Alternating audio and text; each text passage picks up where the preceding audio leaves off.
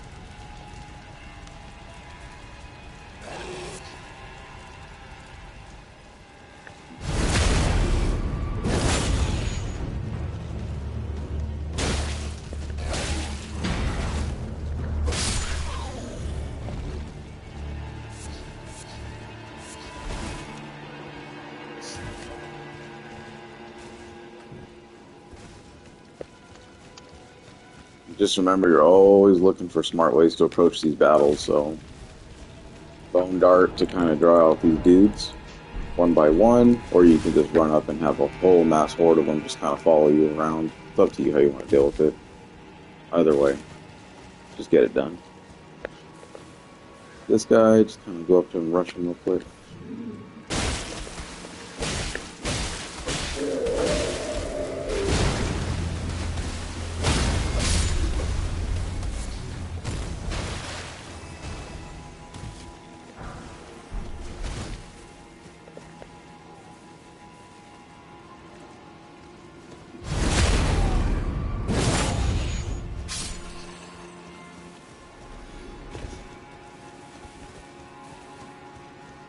We'll revisit that area, but we don't need to go up there right now. Trying to do more sufficient run-throughs this place.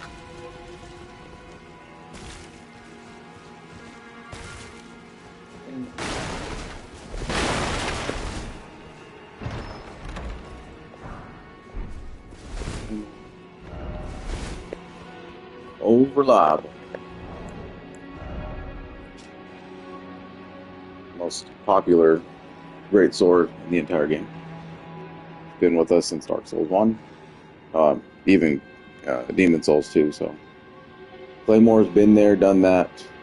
Large sword, long straight blade, the heavy sword. It's usually wielded with two hands, but for those with enough strength, one is sufficient.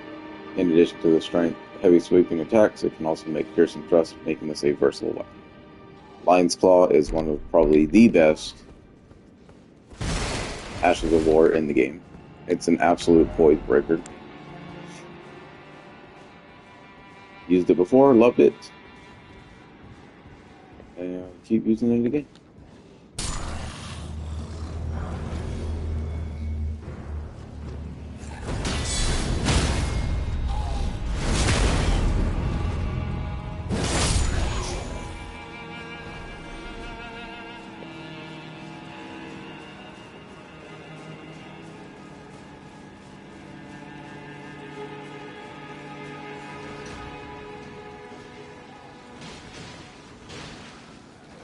And you can see some health chipping away because they're all fighting up here.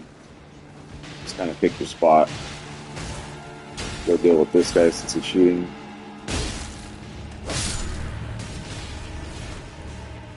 We got some misbegotten right here.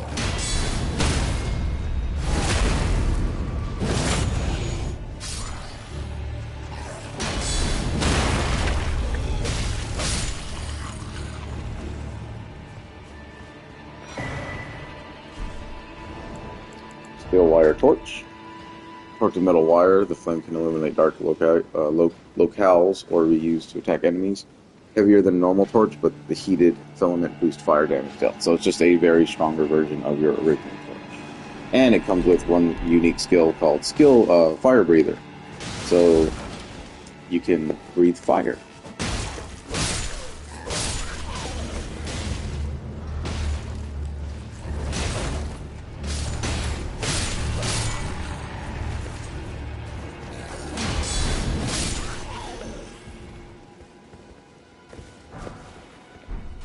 And if you've been wondering what the hell a breath attack or something like that, it's usually in the form of dragon, the dragon communion powers, or just for that reason alone, fire breather. If you use that in conjunction with the roar medallion, it'll enhance that attack. So you can actually do a lot with the steel fire torch and its flame attack on certain enemies. So don't sleep on it. Might not look appealing, but there are some really good uses for stuff like that.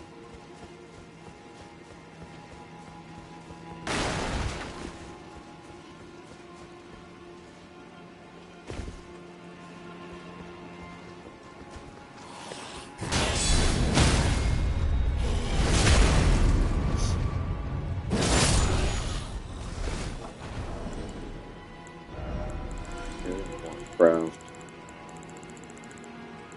Still unbelievable that I don't have an arrow, but it is what it is.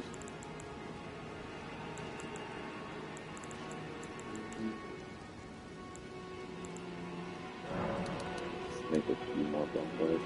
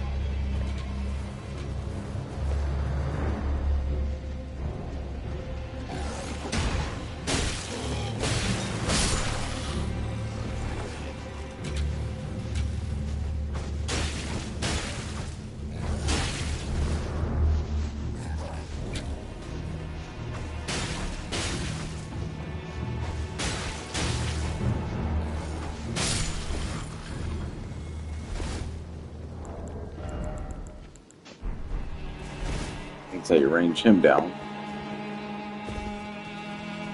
Honestly, got really lucky with that little slam attack move that it does, because they will pierce right through your shield and then they just kind of sit on top of you and stab at you. Not a fun experience there. Here you just dive off.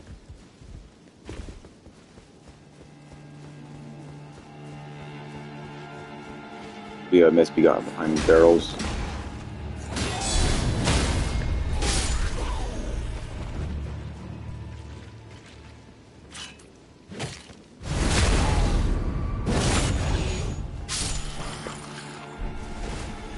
Now we can get our weapon up to +6.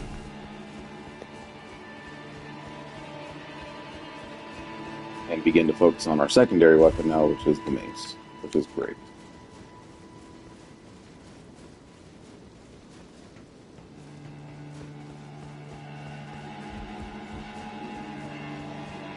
Before you drop down there, you want to come this way. Elbow through these.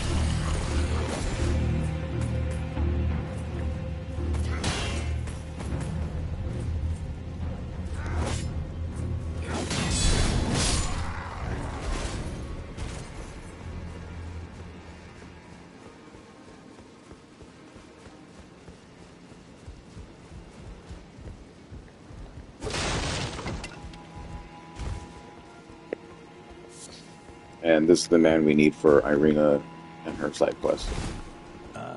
There's a face I've not seen before. I'm Edgar, warden of this castle, as ordained by Lord Godric himself. But you can see how things have turned out. The menials have all rebelled. They gave me good service, or so I thought. But it seems it was all an act. Foul creatures, as it said, and true enough, they're foul inside and out. I'm sorry to disappoint you, but whatever you come here to do, I'm afraid Castle Morn won't hold much longer. Take this, by way of apology. I see. From Irina. Thank you. I'm in your debt, but I can't leave yet. Even if the castle should fall, this Irina, do tell her that her father will come for her once he's fulfilled his duty. If you see Irina, her father... Okay. So now we deliver the letter. It's only right that we go back to her to let her know the news, and...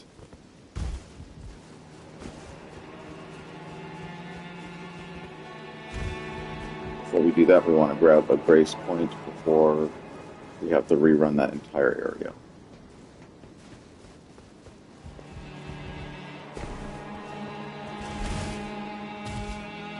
Because there's no way back up.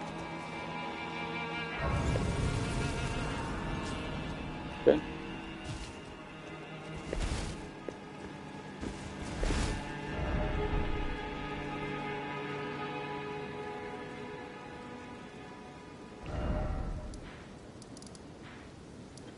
And we'll go ahead and find Irina again.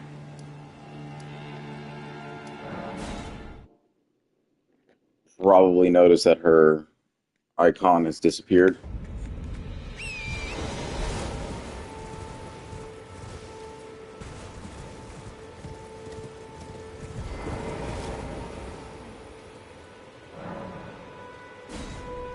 And Irina is dead.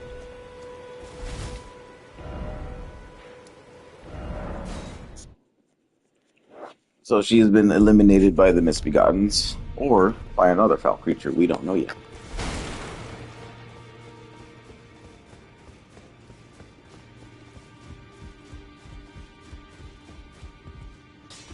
Well, I took you no matter how you're on.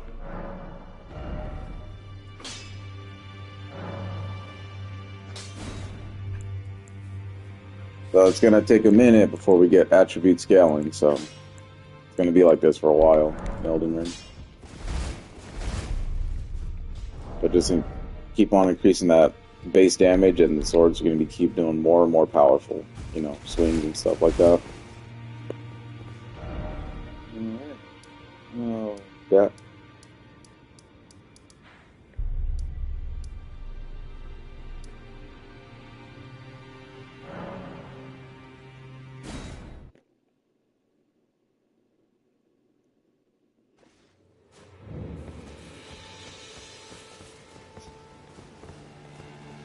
I don't think there's anything that is done when you go back to tell him that his daughter's dead.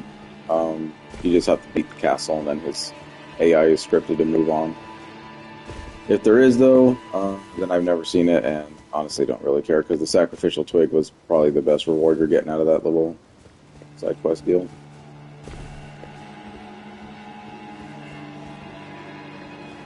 You're going to have to make this jump twice.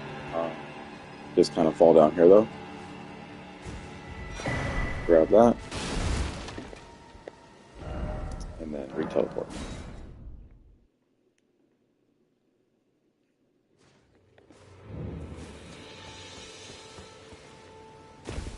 Now you're good.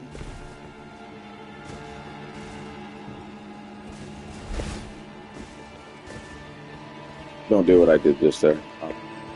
Did not mean for that to happen. But you can jump down here.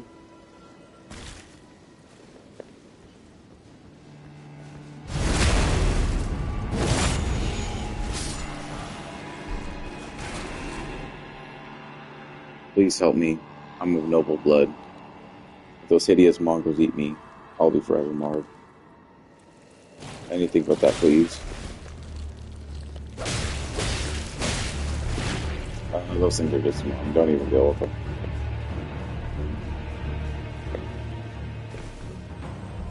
They don't give you anything in way of like prizes or anything, so it's just not worth it.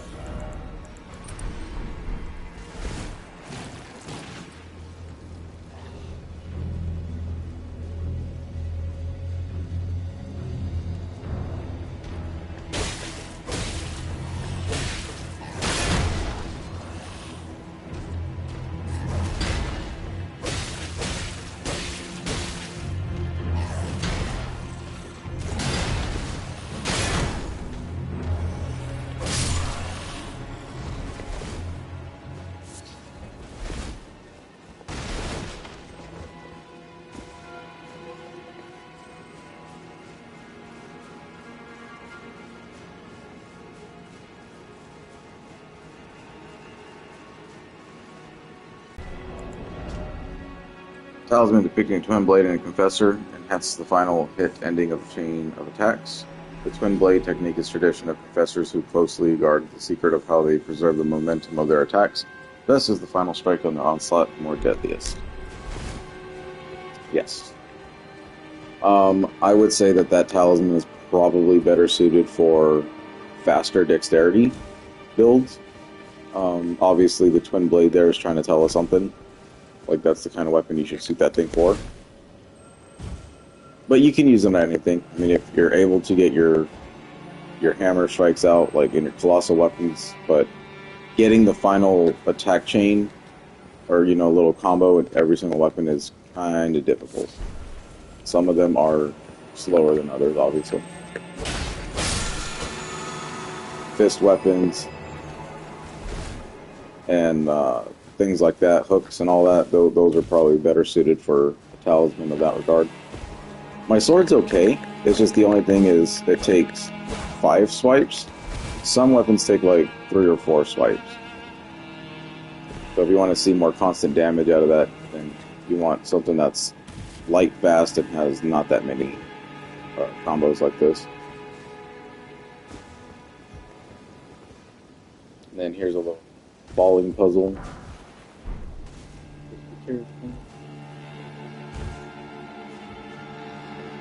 Now, when you jump down here, I would go straight for the door.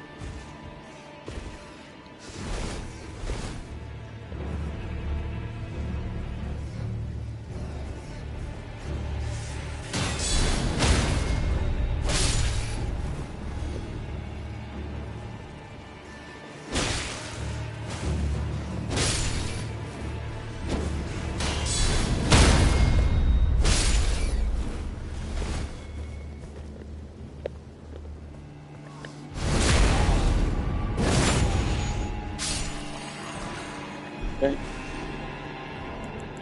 The infamous dexterity weapon, the whip. Whips have seen a large amount of use and improvement in Elden Ring than I would say in any other Souls game.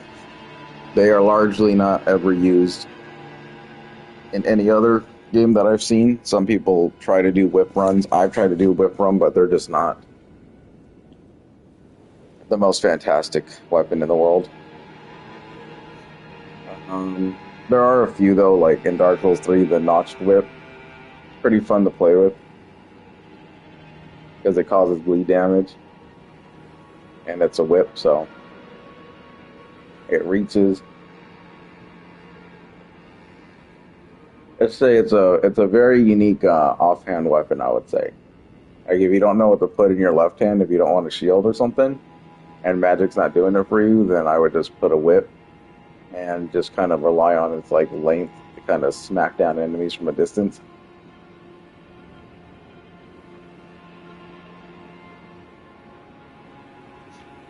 And for PvP wise, I think the whip is one of the weapons in the game that cannot be parried.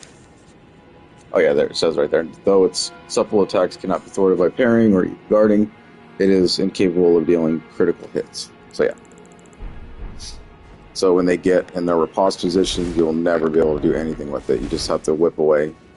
But it kind of reaches around shields and stuff like that, so kind of like a shovel. Shovels are very good at that as well.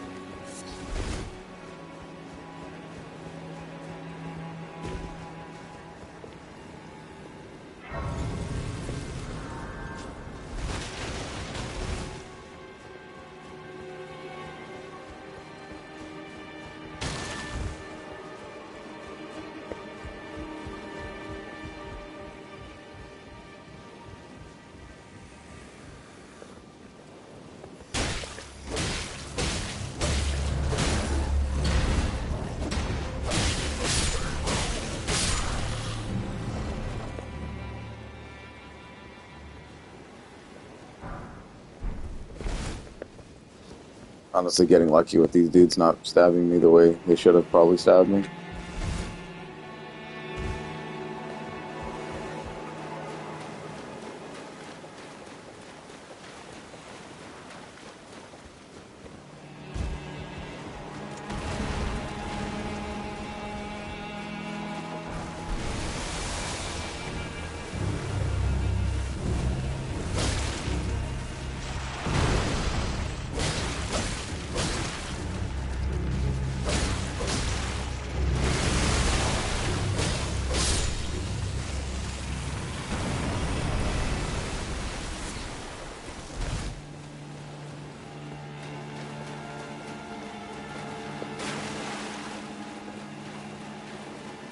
Really nothing down here, just spirit jellies. I'm out there wasting time running in, whatnot.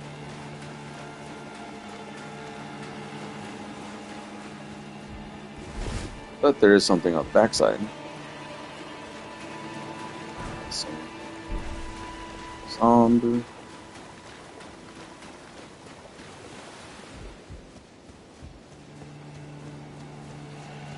Then it is frost.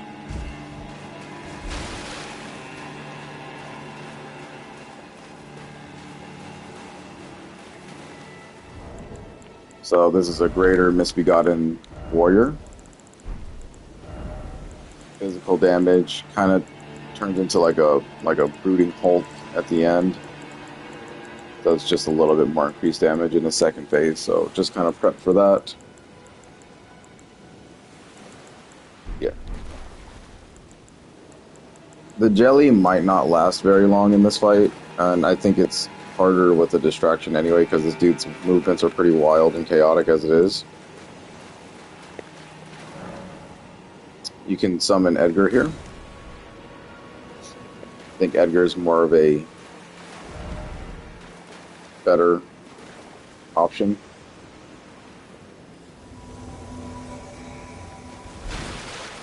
And now he can perform his duties as Lord Commander of this area and take back the castle.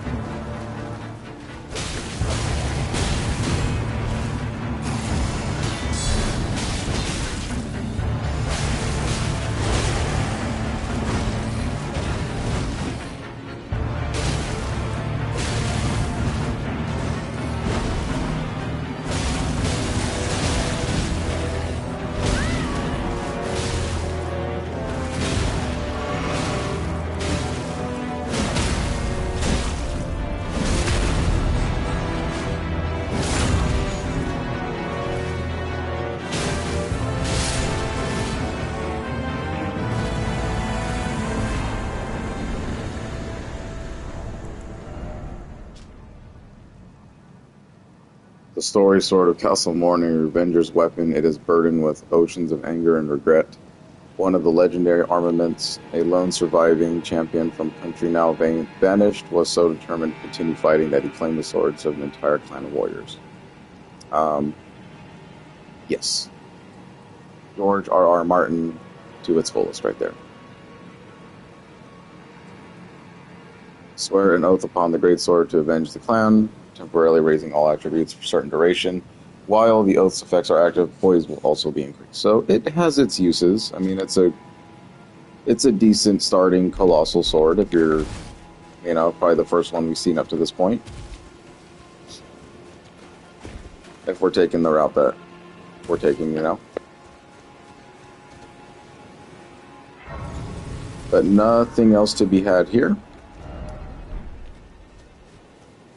We could check the backside, but there's nothing. Just a couple of gravestones and the tree kind of sprouting out in the middle here.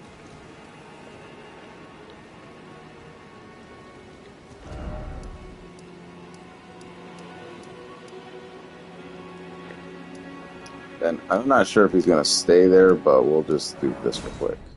And if he does, then I have to go talk to him.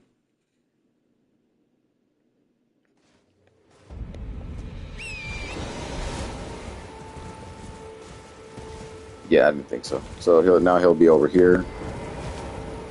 Rena, how could this be? My daughter deserved better. The fault lies with me. I chose duty over my daughter's safety. And that is how fate has answered. I'll find them. The foul wretch is responsible for this.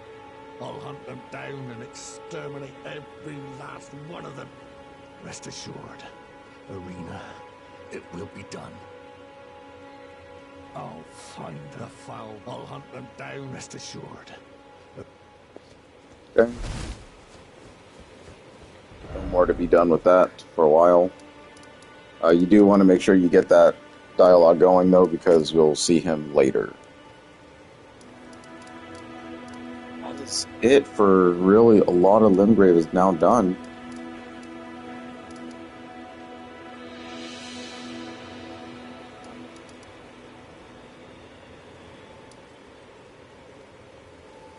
We'll go ahead and pop down in the Seafro River well and just kind of have the Grace checkpoint down there. And then now it will be time to take on Castle Stormvale. So we'll go ahead and just get down there real quick.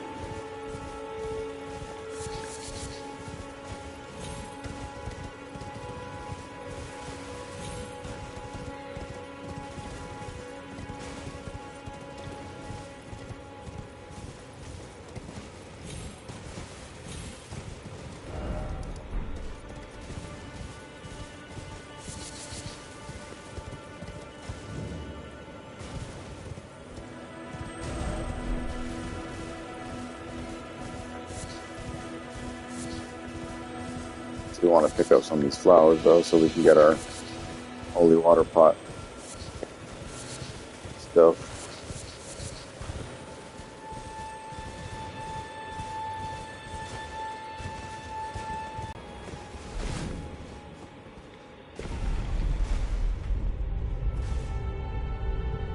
And then descend all the way down.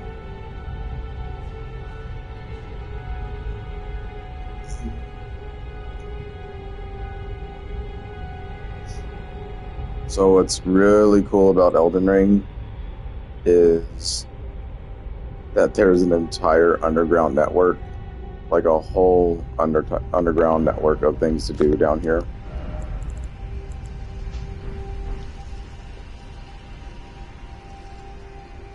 The majority of the underground is extremely optional. You don't have to do, I don't think, any of it unless you're going for 100%. And if you're trying to get, all mending runes and stuff like that. But the underground for Elden Ring is, like I said, very optional. It's like in the last character, I don't even think I came down here at all. Do anything, really. Yep. Extremely beautiful location, though. I really, really, really like the underground.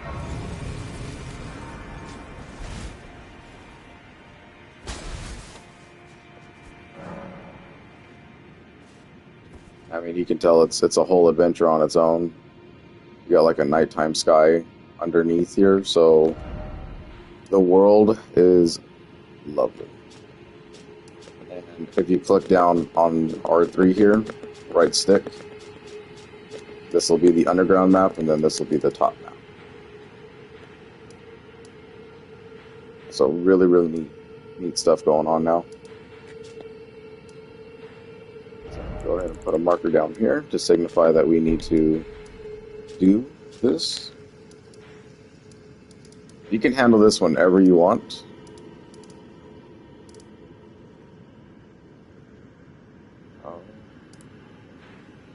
I'd rather not deal with that right now.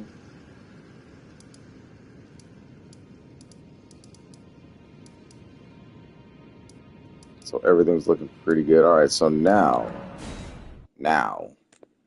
we will actually take on Castle Stormvale. And like I said prior, you die here at the beginning of this stuff, you're going to lose 10% of your runes every single time. Because there's a little NPC that likes to steal them. So if you like running around, you die, and then you're like, oh, I got 74,000 runes. And then all of a sudden you have like 68,000 runes, you're going to be like, what the hell just happened? It's because you're getting 10% stolen passively. So for this Legacy Dungeon, I would not recommend holding on to these runes anymore.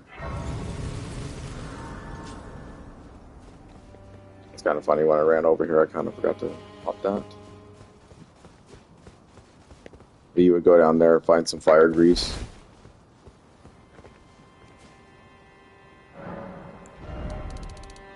Let's see here, we need 2,100 more runes. 2,100.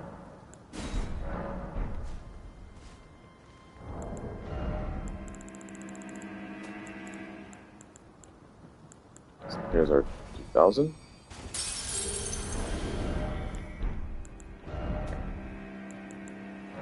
Here's our 100.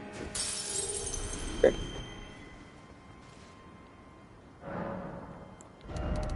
So we get about 10 levels, so that's quite a good increase. So we're going to put that up there.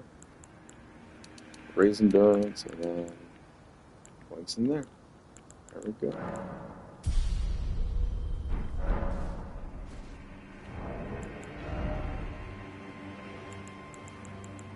Now we're looking pretty good.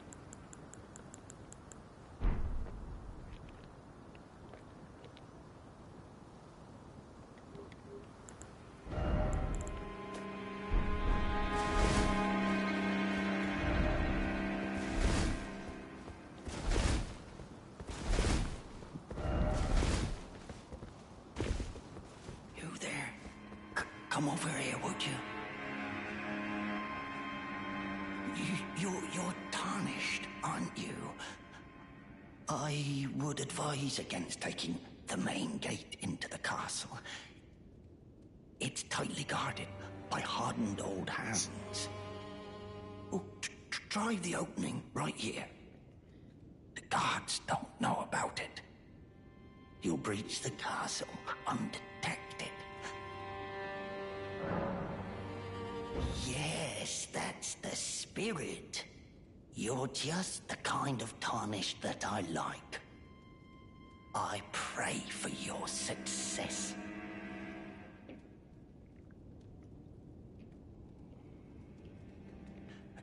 Use that opening to breach the guards. You'll slip. Yeah, Okay, so this guy is what steals your 10% runes every single time you die in Castle Stormveil. If you want to prevent that, you can kill him now. He's not a danger at all. But I would heavily advise against it because he's actually going to be a vendor later on in the game. And he sells a very, very rare item. So we don't want to deal with him right now like that.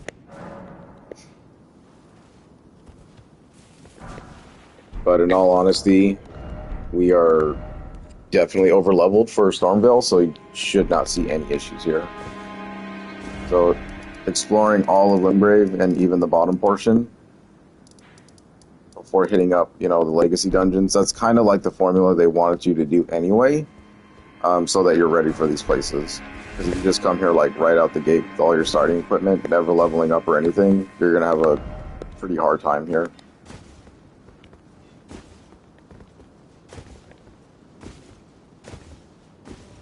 Secret path up this way, just for some item.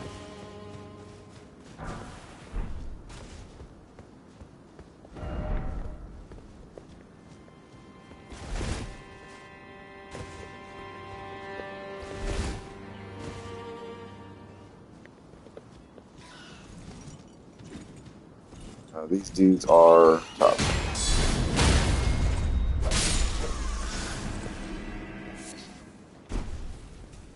Not tough in the way of like hitting and killing them, but they will murder you if you're not careful.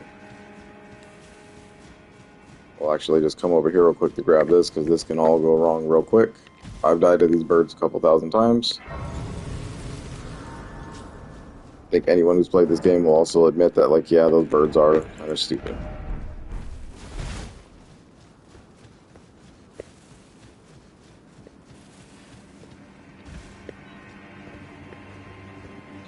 Especially this part.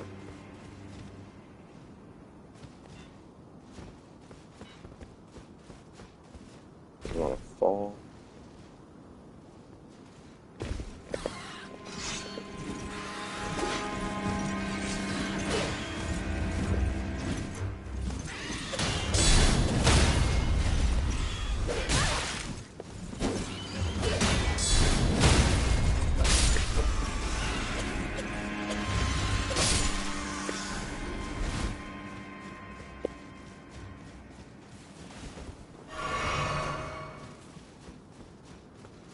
Like I said, they chunk your HP down, and I'm actually pretty leveled and pretty armored as well, so you can imagine with different build styles and stuff like that, that would probably be a two-hitter quitter.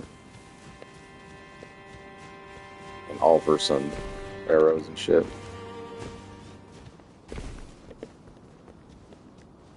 Oh, we got a bunch of them right here.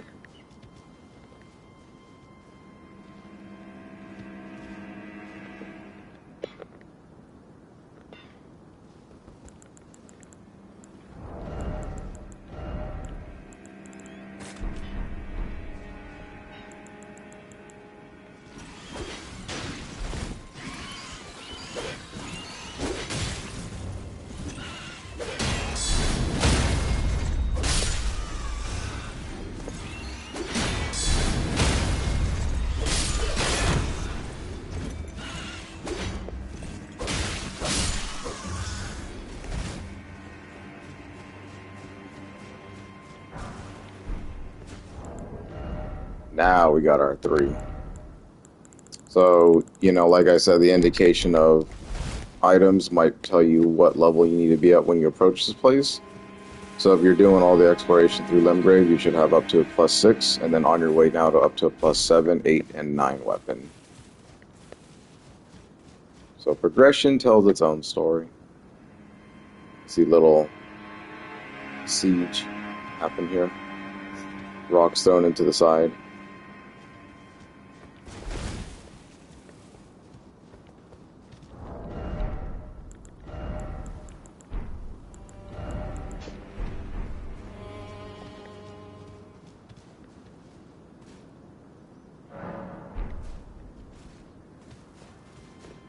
You know, I think I might have to go buy a bow, because fortunately I didn't get the skeletons to drop one for me. Go ahead and just take the bow one more time.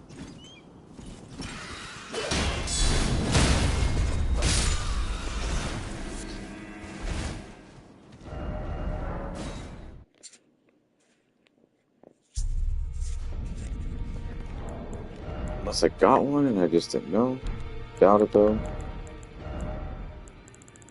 Yeah. Got me a crossbow, but I don't need that.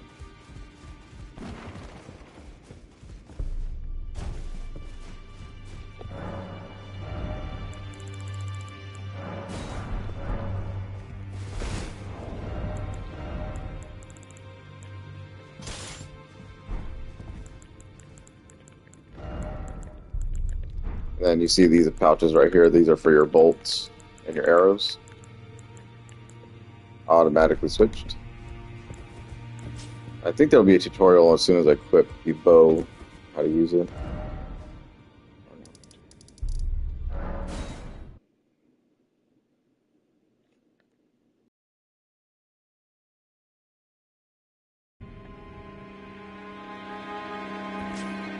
Alright, so bow usage is pretty simple. You can just use it to shoot like regular arrows and stuff like that just by kind of clicking on an enemy and then just, you know, R2 and R1. But if you double hand it, then whatever your L1 trigger will be like your aim. So you use the up and down on the D-pad to kind of get like, you know, this going, your little scope. And then when you have two arrows in your pouch, like I have listed the regular at 16 and then the fire ones at 20, you hit R1 for your left side and then R2 for your right sided. So we'll see if we can get this guy.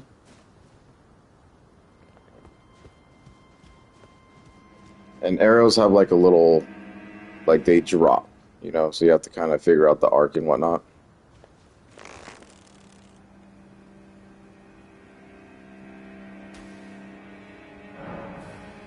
There we go. Equip a bow to fire arrows. You can equip up to 1 to 2 types of arrows to choose from at once. When wielding a bow with 2 hands, hold L1 for precision aiming and R and right stick to adjust your aim. Your R1 is your fire arrow type 1, and then R2 for your arrow type 2. L1 for precision aim. Okay.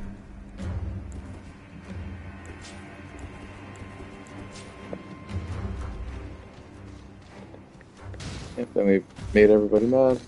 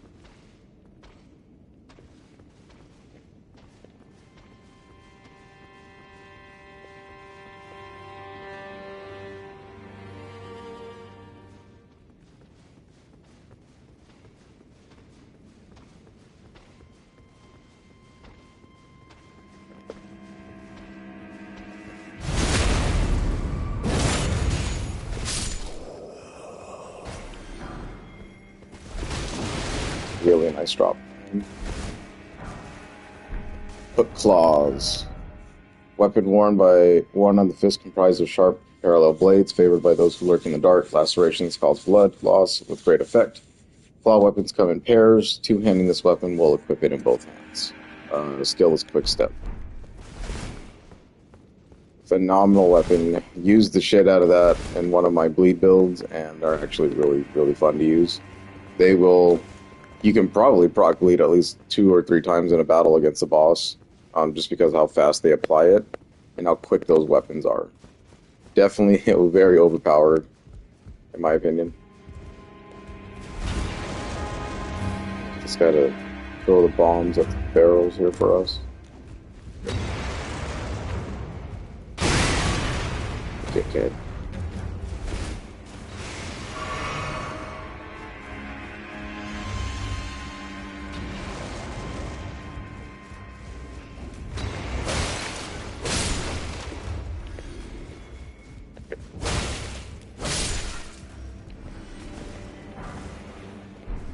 Get you some free St. Trina's arrows there.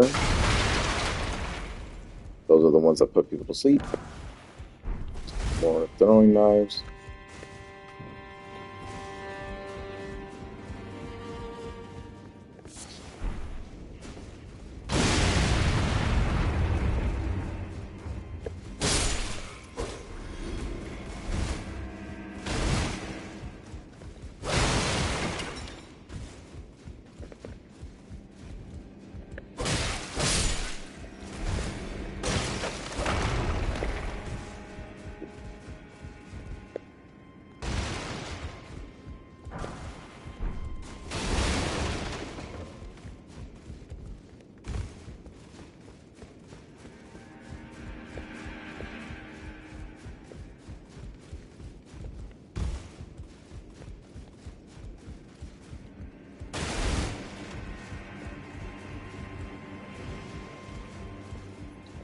This can be a bit of a tough run right here. So when you enter this room, you're going to get locked in. There will be some giggles and laughs in there. Because we have the hand lantern, this is much easier. Beforehand, though, you would have to go to another location in the game to even get this thing. And then you would have to use basically a torch to see inside that room because it is really dark. And there's a pretty tough encounter in there.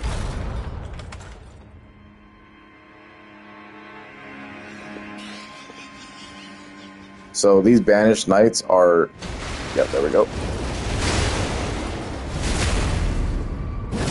They have storm abilities, so... kind of watch yourself. The rusty key. And talisman. Talisman to pick and curve sword, and swordsman enhances guard counters. It is said that Blind Swordsman was the originator of this technique, the art of allowing one's opponents to strike so leave them vulnerable to be well-timed reply. So if you're a guard counter heavy person, use the shit out of it. I did in my last build because I was using it. This time around, I'm probably not going to. Even though I'm using guard counters a lot, they don't really need to be enhanced like that. Because there's other talismans that are better. So that encounter can be tough if you don't have a torch on you, and then you're kind of fighting in the dark with a giant knight that knows how to do those giant AoE slams. Then just kind of poke your head out down here. Get the drop on this guy.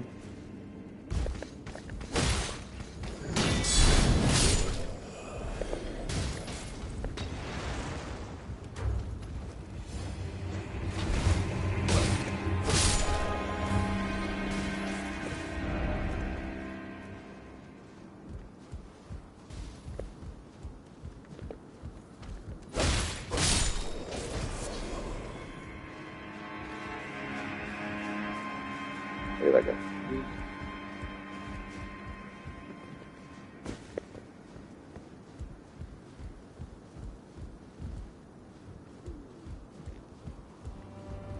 Then we came up here for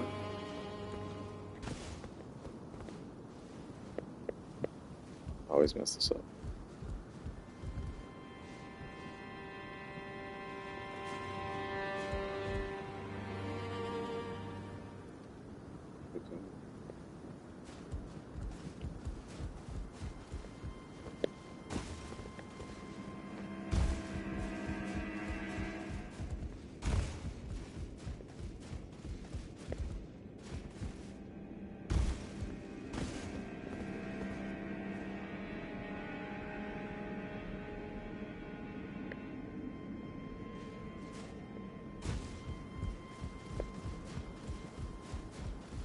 I could be misremembering what I'm supposed to do here.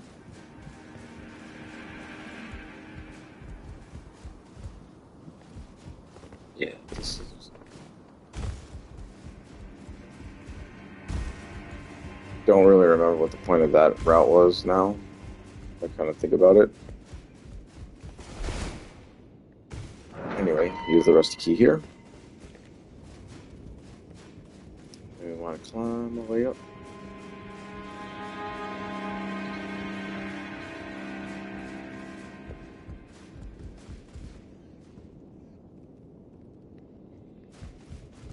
Could be here.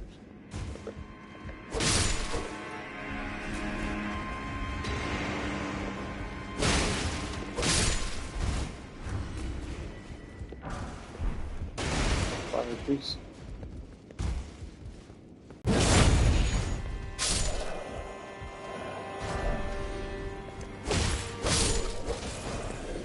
Very good.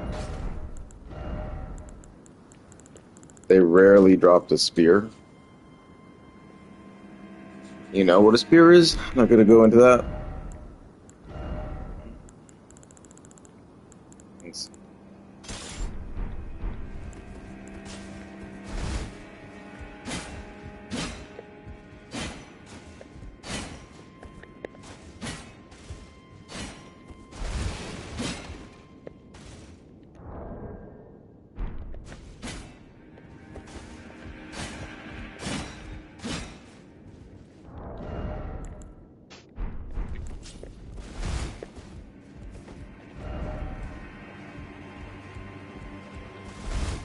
If you like spears, then I mean, you know, there you go. Farm them up for some. I think this is a lot stronger than the one they give you in the round table hold, or as a starting spear for one of the classes. I think it's the Prophet. Oh, brick hammer. Oh my god. Brick hammer. Weapon made of ordinary stone brick, wielded by a laborer who led rebellion and later became a champion himself. Even among other bludgeons of its size, this weapon is especially weighty. The strength of the giant is required to wield it. Barbaric roar is its skill. And you can turn this thing into whatever you want. Love it. Me and Brickhammer go way back. So if you're a Kirkhammer lover from Bloodborne, there you go. Unfortunately, it doesn't turn into a sword, but you can argue with giant stone slapped on stick. Very nice weapon, though. Seriously. Chunks damage. You can turn it into whatever you want. I think I actually, for my strength build, I turned it into a blood thing. So it was, yeah. And the more powerful weapons are in this game, it like hits the status effect faster. That makes sense. Want to be careful here.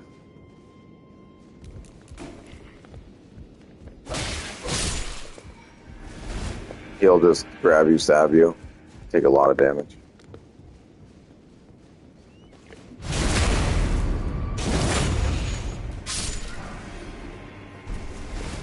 Grab you, the silver foot.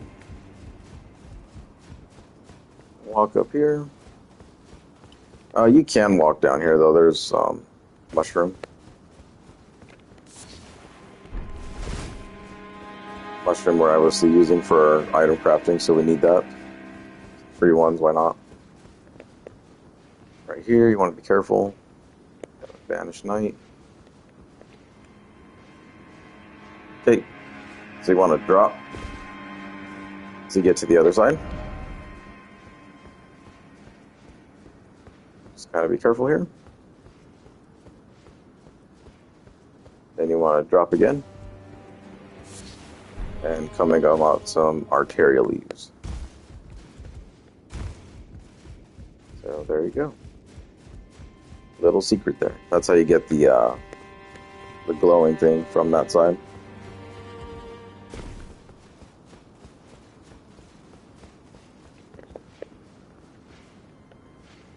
You want to get a backstab on these knights if you can, so just be patient with them.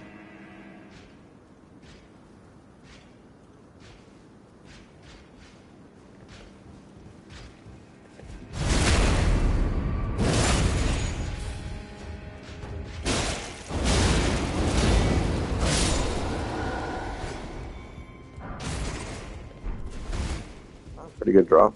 You got their armor set. I think I really do like the Banished Knight set. I don't like the hooded armor that they have, but the ones like the ones that look like that are pretty fun.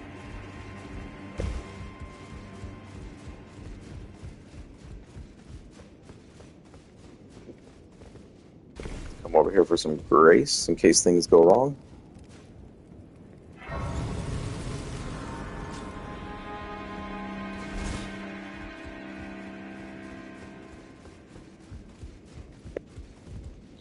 Cross. Watch out for these platforms.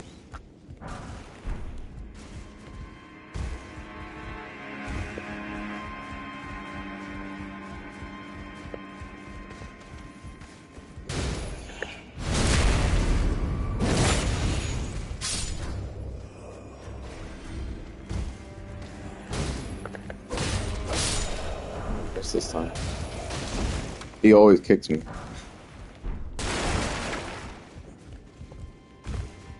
Just kind of run across the platform there. And pop outside.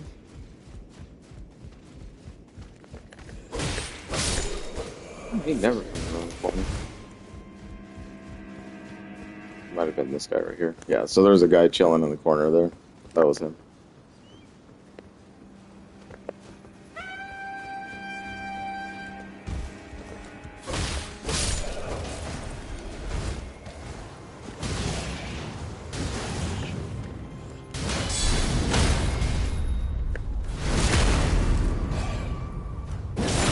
So usually I take that a little bit more sneakily, but you know.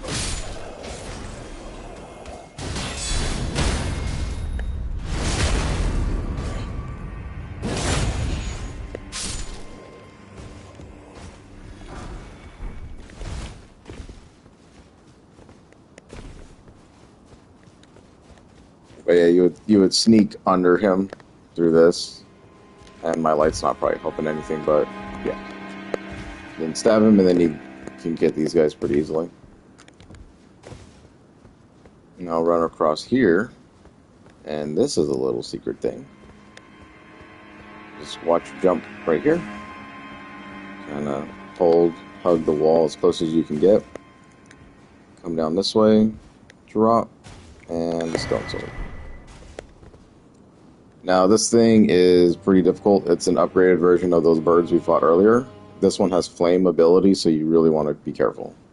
Just kind of drop. There we go. Yeah. Get your plunge in on him. But if you let that thing run wild and starts controlling the battle, it will devastate you. Okay. I'll look left, look right. Come over here. Jump on this. Follow it around.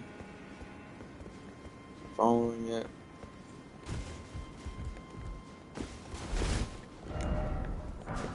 Get you more stones. So the smithing stone 2s are being found here a lot. Kind of indicating you should be at a +6 now. You can jump down there.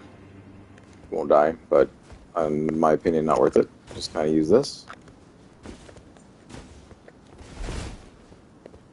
Follow it along. Over here, up here.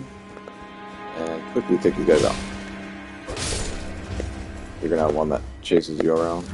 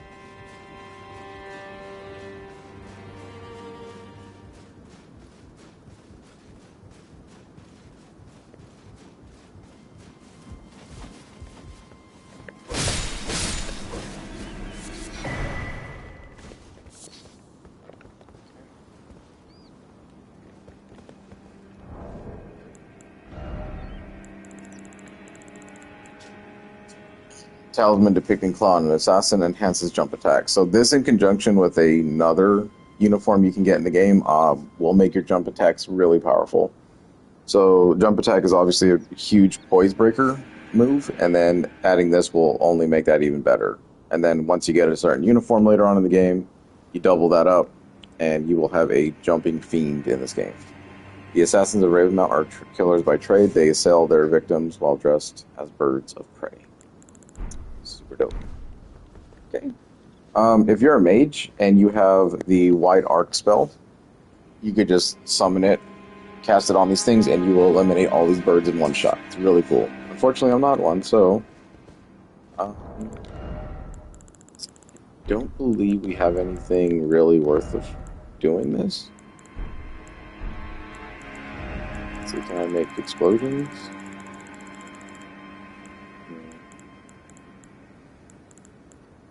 As the fire pot's not really like an explosion, it's more of a single target thing.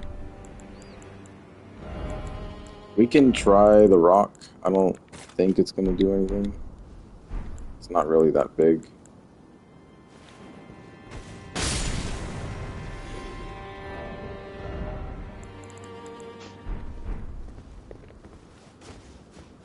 Just kind of want to joke. Catch him if you can. So a nice little bird farming spot in case you need their feathers or other whatever's foots.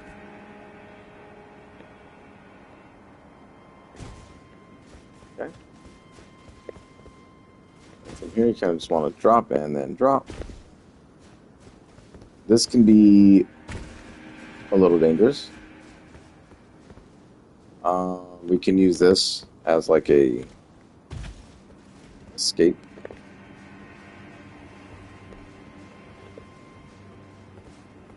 I would suggest probably shit.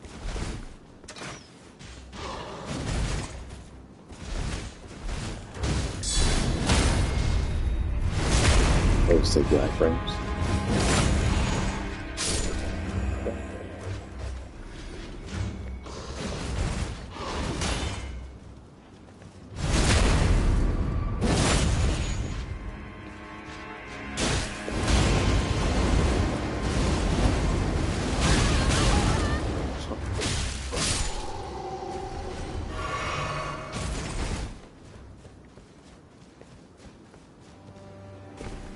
Yeah, I was gonna say just kind of sneak past the other guy and stab the knight, and then deal with that dude by R1 swipe, so then you get a one-on-one. But they both turned around, so that didn't work out. Just come over here. This guy loves to do the sword thing. Yeah, I think he's just scripted for that. I've never not seen him do that before. Get the warrior quick 10. Now we get Stormwing bow and arrows. When you look at those are bigger arrows. Do a lot more damage. I would hold off from jumping down in that pit of shit down there.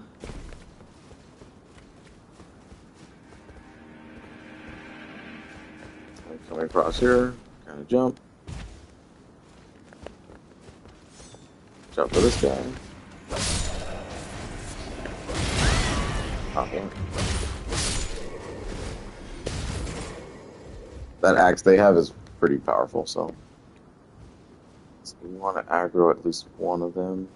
This guy right here.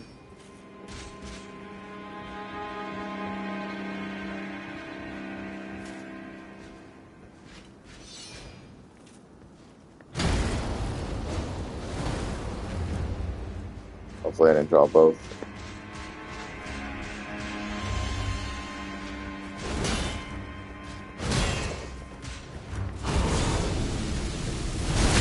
Yep, deadliest move it has right there, so I'm glad I avoided that.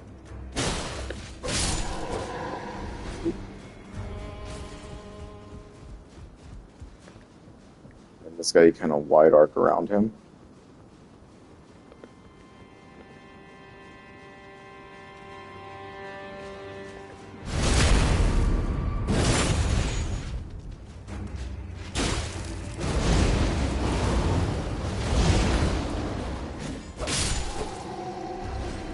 I don't know what it is about that move. I always get caught though. This is weird. I don't know the AoE explosion it does. It's something. Festering Bloody Finger. This is basically how you invade. We're not doing any of that, so don't worry. Not in heavy need of that kind of thing. But if you want to use it, you can invade. Do your thing now.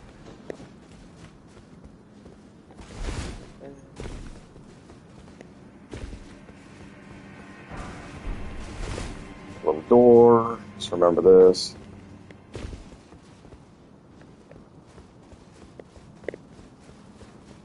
So I'm going to jump down. I want to deal with these.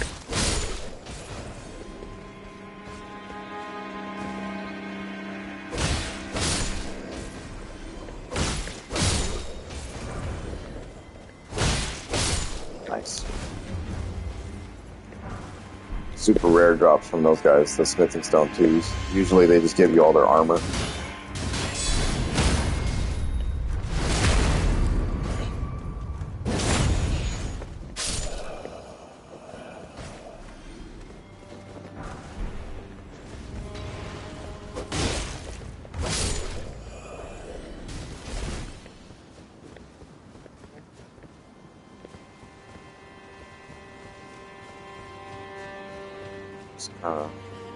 Run down here. We're doing this for a reason. Hit this. This lever is going to open up the main gate. So now you have 2 ways in. And you get another grace.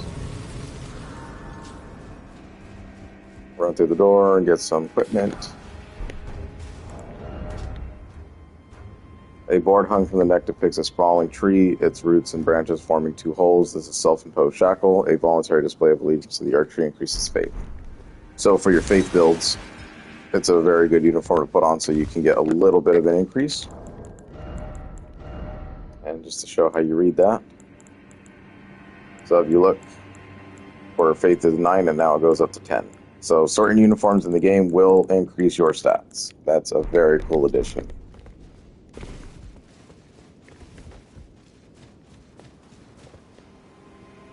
Let's kind of jump down here.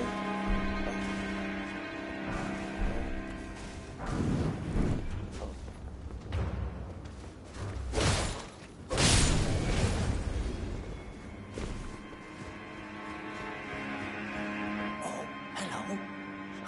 Glad to see you're safe. I've come into some fine goods. Only it turns out I can't use a one of them. Perhaps you'd like to take them off my hands. And now he becomes a merchant. So not right now, but he will sell things that are much better in the future. It's just going to take a really long time to get to it. So only thing I can really recommend from this set is probably the bandit gear, because we found the bandit mask earlier from another merchant. So if you want the full gear, go ahead and grab it here now. But the buckler is probably the best thing he sells up to this point. So, well-timed parry deflects an enemy's attack, breaking their stance and leaving them open to critical hit. Throw risk inherent. The shield favors aggression. So, your parry build, this is probably the best shield for that.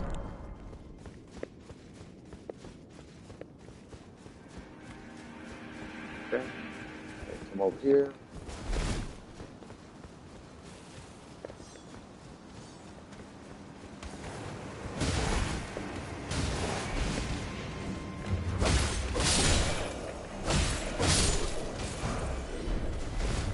They are just so well.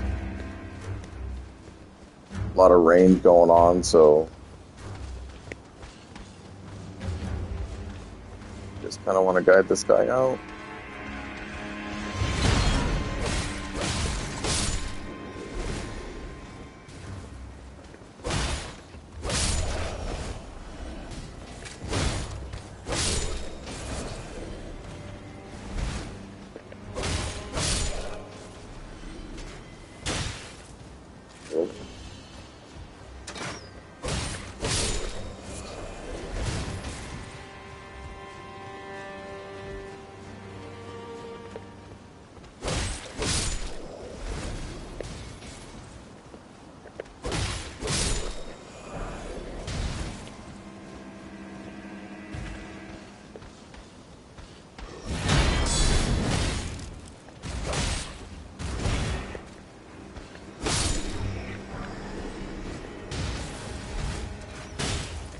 I was gonna say someone shoot at me.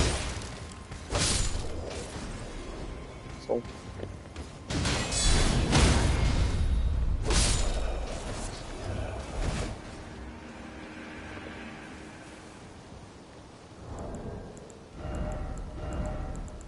some HP back.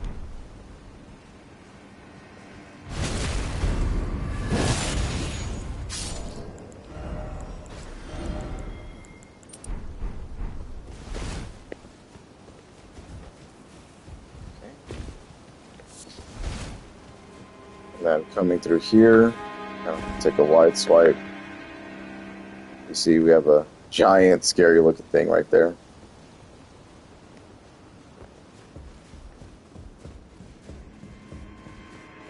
And all we want to do here for now is just pop this grace, because we're going to come back here a little bit later. Okay.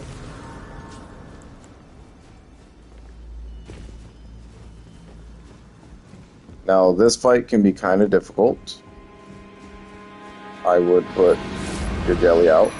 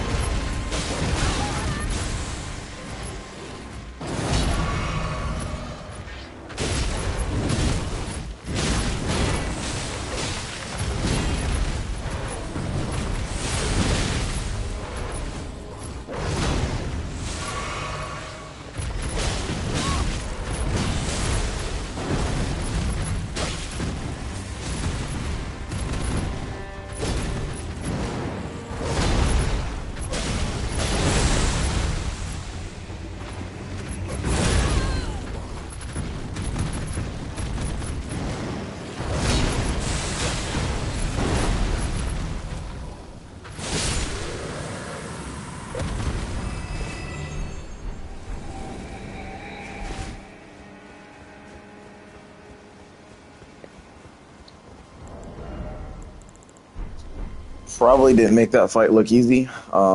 They will get better over time. It just is a very tough encounter, like, to this stage. The super slams and the jump attack are like the two best attacks to bait out to get the most hits in. But while he's kind of like biting, and slashing, that's really difficult to deal with.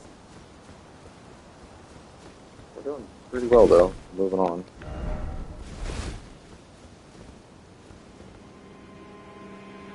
And this can be a little bit of an irritation here. You do want to stay healed up.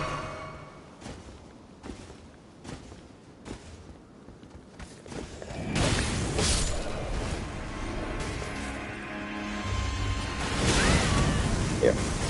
So we're trying to avoid.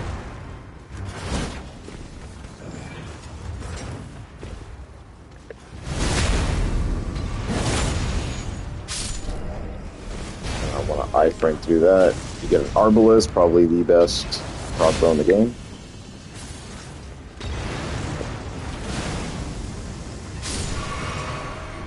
Go.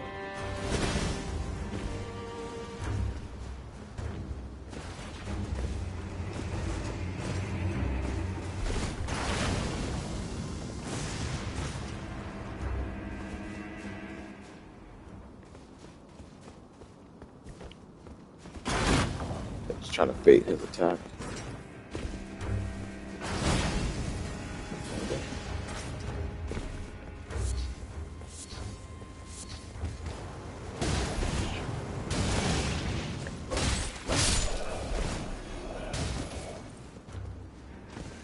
Grab you some Saint Trina Lily, and that's it for that shit show.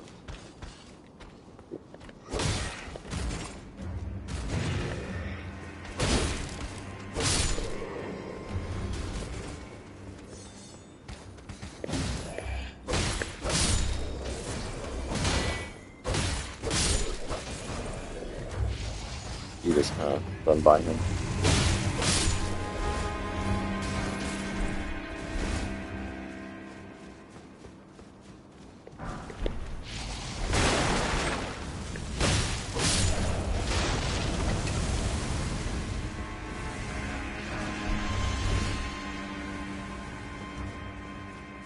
then I would not suggest approaching it from this direction.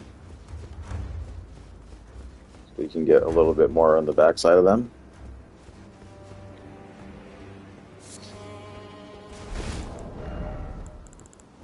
Arbalist, large crossbow made from composite materials, one of the largest of all bolt-firing weapons. Its limbs more pliable than metallic ones, allowing bolts fired from this weapon to pierce even helms forged of steel. Strength requirements as kick 6.0, and then you can pretty much put any Ash War on it. But the Arbalist is really good. Really good. I'll be right back. Go ahead and chill out right here.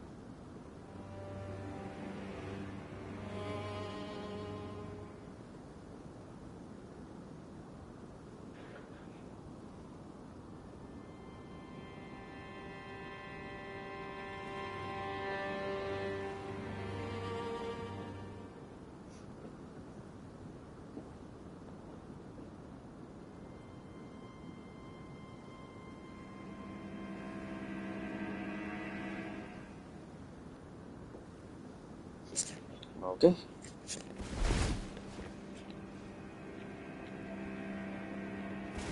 Sorry about that. Had to warm up the car. Alright, so this part's going to suck a little bit. But since we cleared out everything on the way here, we don't want to reset all that shit and do it again. So just kind of bear with me. We're going to go back to where we were originally at. Is the bird somewhere?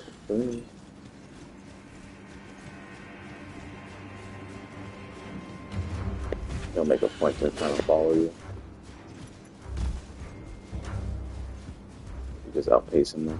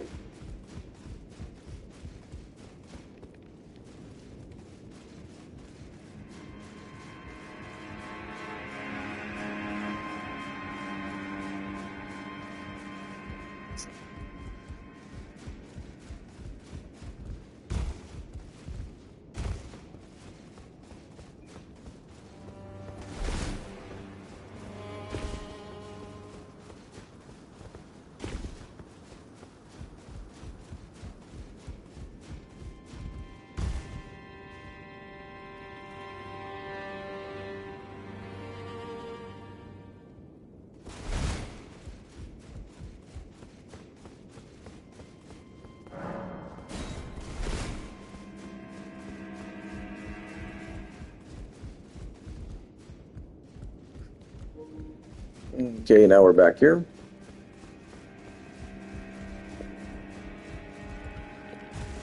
We're just going to do this part real fast.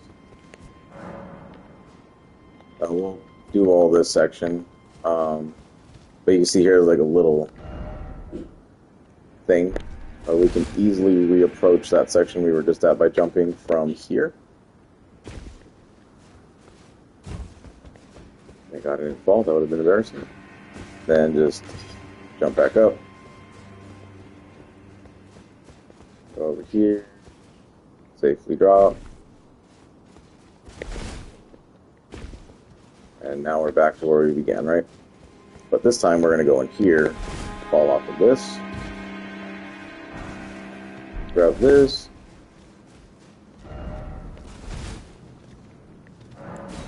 go ahead and use a key here.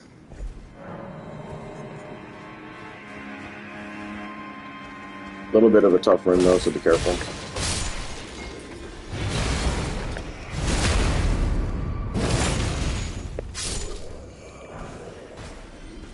The hot press wooden shield. I actually did get another one of these. I forgot to.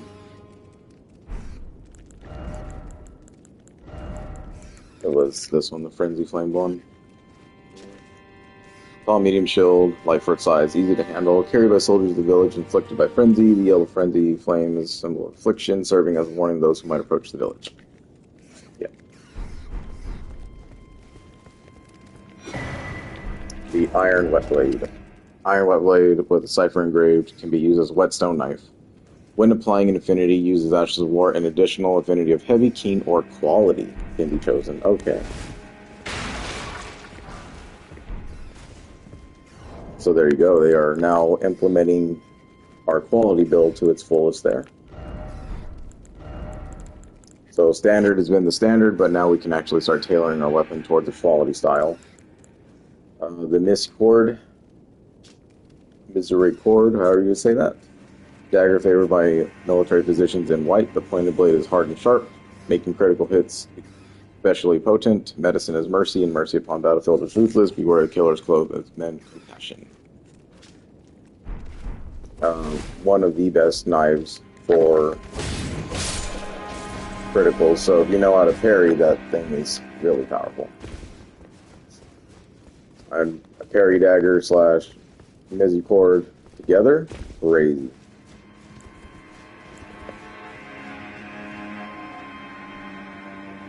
Okay. This thing's kind of miserable, but luckily we have a way to deal with it.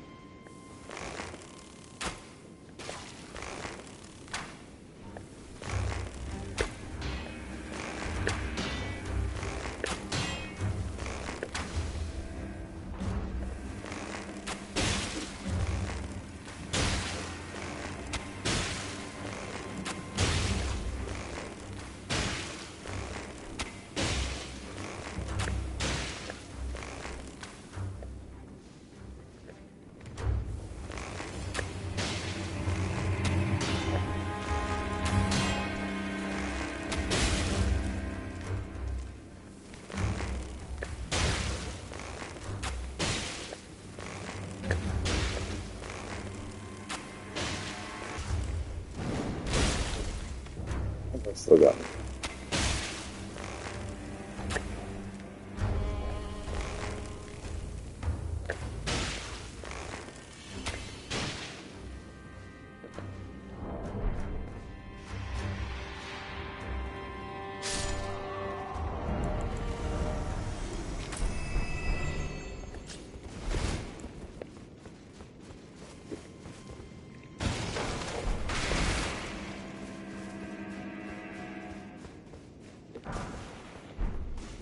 This was another weapon that I was kind of considering too for the run, and might, because it's one of the strongest axes in the game.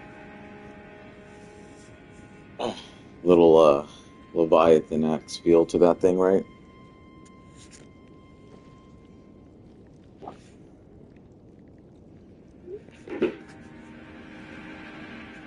Brave combatants begin battle crying out their names, roars, and are enhanced by this weapon. So, like I said, this is a very, very possible.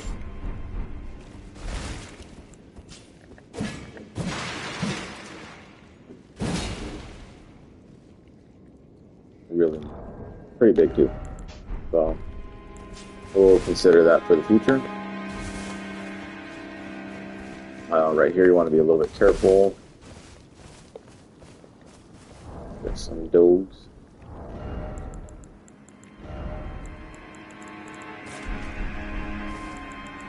I'll try to knock this all of them off.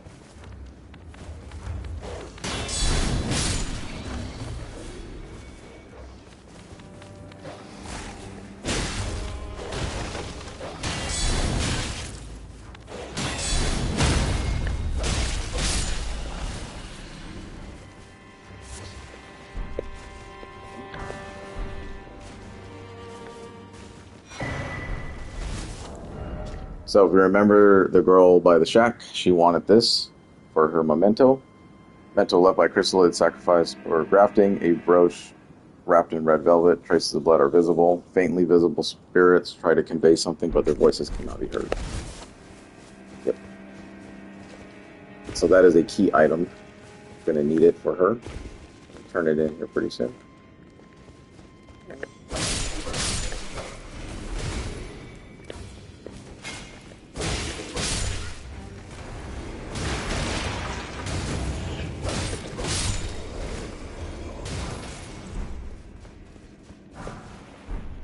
More of their armor.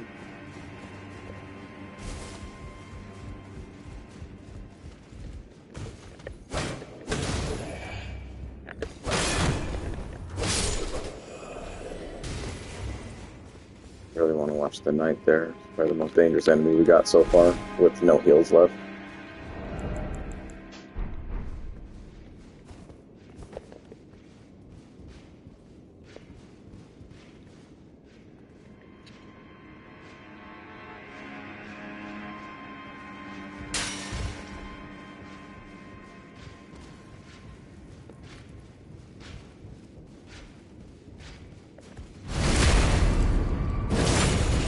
Make this count.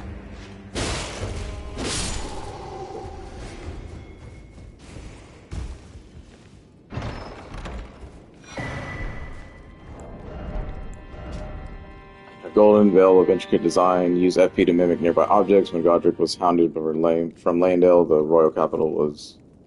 This was one of the multitude of treasures he took with him, also known as the America's Mission. So it's a little veil, you put it on, and you turn into random shit in the environment. Mostly used for PvP stuff, so you can kind of trick the opposition of where your location might be. Sort of a silly gag item.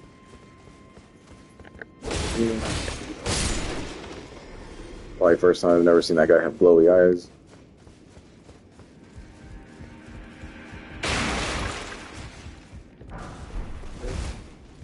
Then this will wrap us back to the first part. We will come back to that later.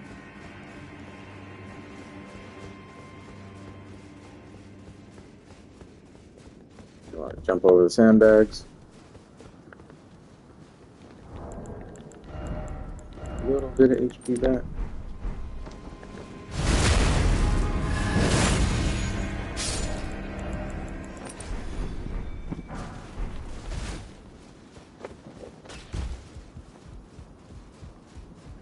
Run. It's a ladder.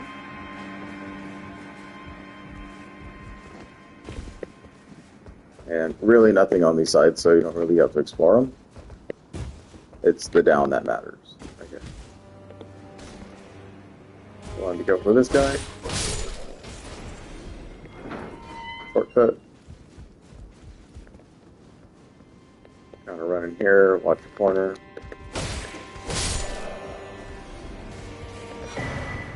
Stone sword. Pickle neck. Okay. Drop down.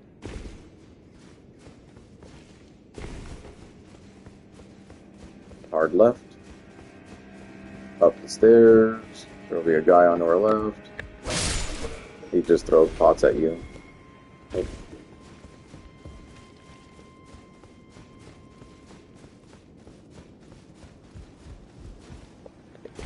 That's hilarious.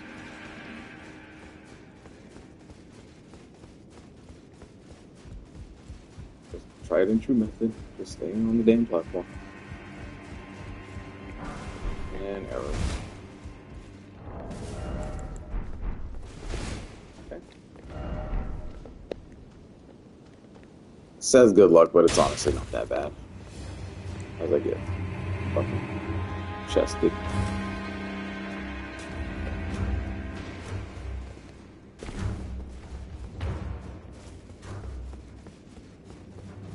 We'll come back and do that section. With the grafted scion is gone now, so we're good. Kind of roam around. That thing will never come back. I know it was a little bit cheesy to look at, but it is what it is. Those aren't fun to fight at all. You can do it. I mean, we could have done it, but just wanted to show players who are maybe struggling with that thing that you can use that doorway and just kind of cheese them down. That's Souls games. They've all been like that before, so. Is what it is. Very cool picture. That's the first half, so we'll keep that at the first half of Stormvale. Come back and do it, but we want to turn in this Crystallid Memento. You want to go back to the shack and then give it to the lady. Pleasure to see you. Did you give the little chrysalids the message that I love them? And that despite my craven heart, I'm sure I'll be joining their club soon enough. What's this? A keepsake? From my men? Oh, goodness me. I can't.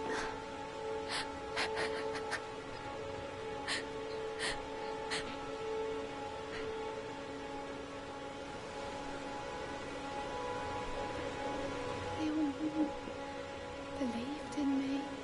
They all thought I'd make something of myself. Me, who can't do anything. I think I'll head to the round table hold. Perhaps I'll find my purpose there. I think I'll head to the Okay. And when she says that, go ahead and sit back down here. You want to reset the world state. She'll leave behind item. Oh, she took it with her. Okay. So usually she's going to leave behind an item here. So we just got to go to the round table now.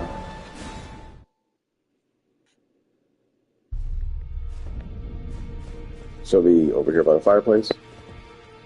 Greetings. My name is Roderica. I should have told you sooner. Isn't this place impressive, though? The round table hold. Covert quarters of the Two Fingers. And gathering place of champions who vie to become Elden Lord. I never knew the guidance bestowed upon us Tarnished had such fantastic roots. Although, it's all a bit much for me, in truth. I'm still looking for my own purpose. Oh, and please allow me to express my thanks for giving me that keepsake from my men. It was as if I was frozen with self-pity. I failed them at every turn. You have my gratitude. Please, take this. Golden seed as your reward. It's all a bit much for me, in truth. I'm still looking for my own purpose. It's all a bit much. I'm still looking. Okay, so how do we get her to find her own purpose? This is going to be a back and forth between her and the blacksmith. So just keep going back and forth. Well, I took you for no man to lay out your own. Let's go ahead and strengthen our mace first, though. Now we got two weapons that are pretty much on par with each other. The bow. Oh, we'll hold off on that for now, as I want to find better bows first, make use of it later. Then talk to him about Roderica. Girly boy here. She's crestfallen and can scarcely swing a blade. but she has a gift for spirit tuning. I saw another one like her long ago. Their eyes share the same hue.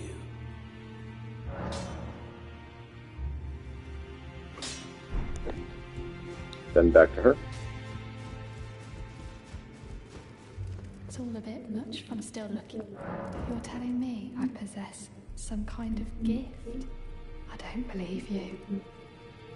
But if I do have this talent, and goodness knows it would be my first, I suppose I should try to hone it, shouldn't I? I'll ask Master Hugh to teach me. Certainly he does appear intimidating and holds no love for us tarnished. But I know he's trapped here at the Round Table Hold, so I can tell. He's a gentle soul underneath it all.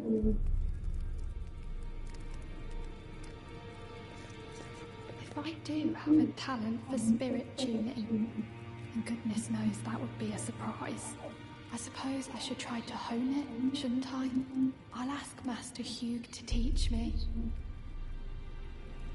If I do, I suppose I'll ask Master... And back to him. Back already? No matter. The girl. What about her? Are you out of your mind? Who'd stay with an ugly brute who only knows how to smith? Absurd. Besides, she'd never agree to it. I refuse to believe it. I don't doubt you, but I know when something's too good to be true. Then go back to her. She's gone. Boom. Good to see you again. Thank you very much. I have you to thank, don't I? For persuading Master Hugh. I can happily announce that he has taught me the noble toil of spirit tuning. I'm as yet unsure of what I might be able to accomplish, but if I might be able to help you all, I'd certainly like to try.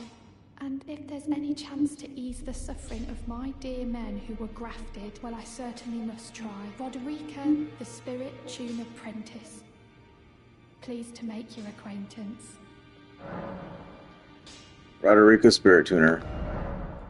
With Spirit Tuning menu, you can spend runes and grave gloveworts to strengthen your spirits you summon from ashes. To strengthen named spirits, you'll need ghost gloveworts. Oh, there you go. So grave for the commons, ghost for the more powerful versions of these guys. Special and regular ashes, basically. And you can see there's different variety of spirits. We're going to get a bunch of these throughout the game.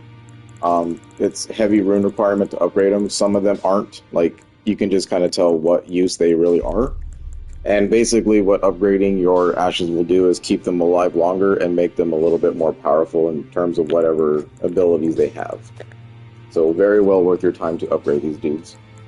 If you're using, these guys specifically.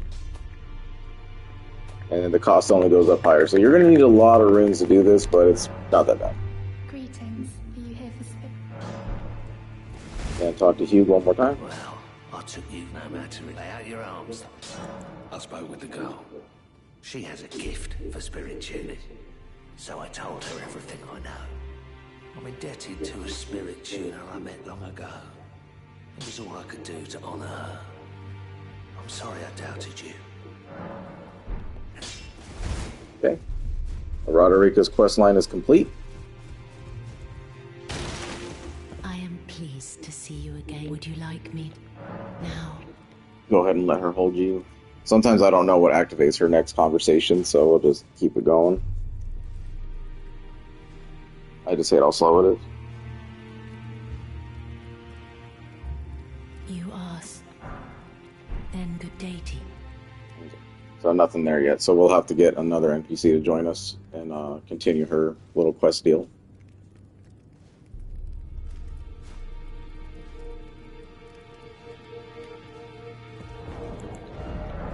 So remember to use those.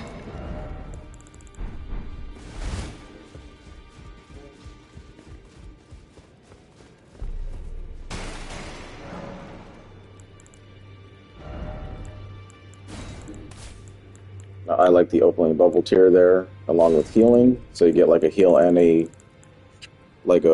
invincibility frame shield. So I thank you. As your brother in arms, so what can I do? okay. We've spoken. Yeah, I'm not just gonna repeat that. So I'm gonna go back to the shack to make sure if she didn't drop nothing there. Usually she'll, like, if you do that quest line out of order or whatever, she'll leave the golden seed here. So just remember, you always get a golden seed no matter what. And then going back to Stormvale, we want to go to the Rampart Tower.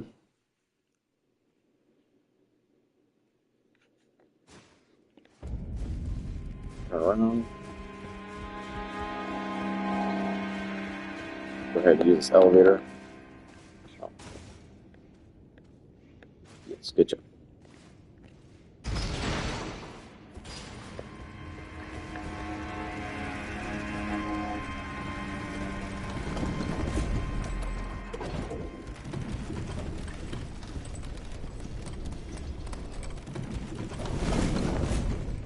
Okay, then go back where you found that, and you'll get another item.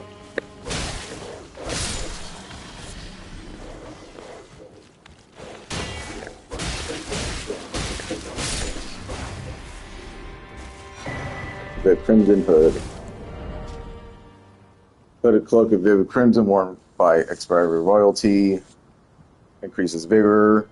Such cloaks were gifted for those who departed on journeys without specific orders to faraway lands, for which they would never return. In other words, the gift of cloak made it for easier undesirables to be on their way. Auderica never once saw the guidance of grace. So, crestfallen, as she was, but now we've turned her and made her something. And then when you look at that item, and you try to equip it, I think it's a headpiece, yeah. If you take a look at the vigor, it goes up 1 point. So, increasing your HP, very low armor, but, if you're running a low armor build anyway for the blue dancer charm, then that's definitely a uniform you want. And then just kind of mix match it with what she was wearing with the commoner's clothes. So any one of these little lightweight type of things will work for you. And that's it. Okay, so we'll be back, take on more of Elden Ring. We're going to go ahead and take on this entire left side, secrets, the building, and then wrap back around to the center court where the main battle kind of takes place over there. So thanks for watching. We'll see you again.